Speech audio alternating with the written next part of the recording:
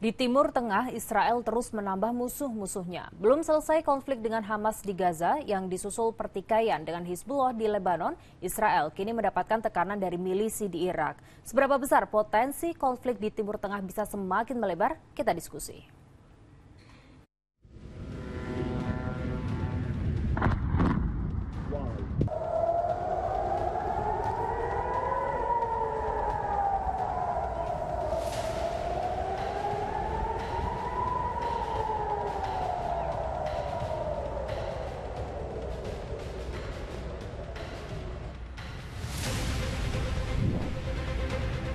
Saudara, belum selesai konflik antara Hizbullah dan juga Israel, kini bertambah lagi pihak yang terlibat di konflik Timur Tengah ini, di mana milisi Irak menyerang pelabuhan Laut Merah milik Israel, di mana dalam serangan pesawat tak berawak itu melukai sejumlah orang.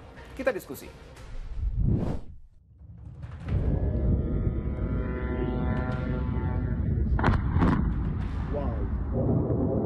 Keheningan malam di pelabuhan Laut Merah Israel di Eilat berubah usai suara ledakan terdengar. Ada sebuah pesawat tak berawak menembus pertahanan rudal canggih Israel Iron Dome. 2 orang terluka. Ada 1 serangan drone lainnya berhasil dicegat.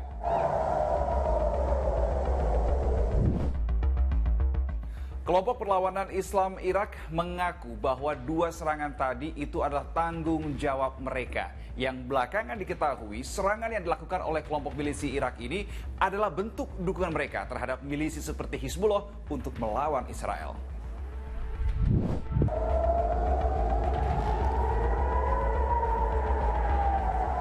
Usai serangan milisi Irak, sirene peringatan darurat langsung menggema di Israel. Diyakini nih, keterlibatan Irak belum berakhir sampai di sini.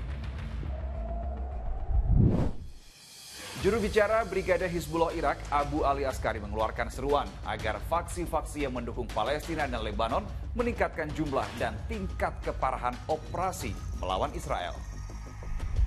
Sebenarnya kan sejak bulan November ya, kalau saya nggak salah, atau Desember, itu Menteri Pertahanan Israel, Yoav Gallant, itu sudah mengeluarkan pernyataan bahwa Israel itu diserang dari 7 front yang berbeda. Nah, yang dimaksud 7 front itu 2 di Palestina, Gaza tepi barat, dan kemudian ada dari Hizbullah di utara, kemudian di selatan ada Yaman, ya kan, di barat ada Suriah, ada Irak, terus kemudian juga ada Iran. Nah, jadi sejak awal memang perlawanan orang-orang Palestina terhadap Israel itu didukung oleh 5 front ini, gitu ya.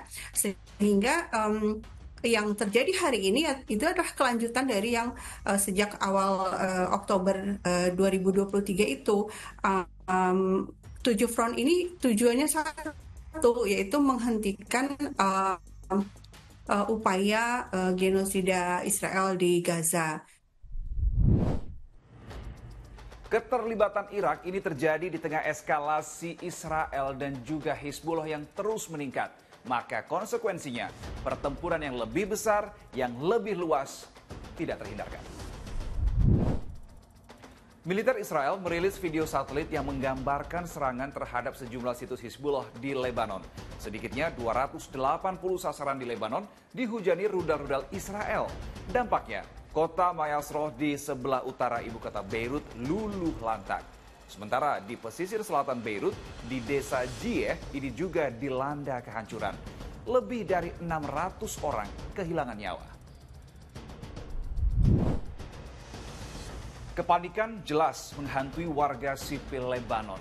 Jadi mereka mau tidak mau, suka tidak suka, harus melarikan diri dari tempat tinggal mereka yang selama ini mereka huni. Keluarga Lebanon yang mengungsi ke Suriah terus meningkat. Jumlah ini diperkirakan akan terus bertambah seiring Israel menargetkan Lebanon Selatan dan Timur dalam pengeboman lewat udara. Pejuang Hizbullah bukannya tinggal diam. Mereka membalas serangan Israel dengan meluncurkan serangan puluhan roket.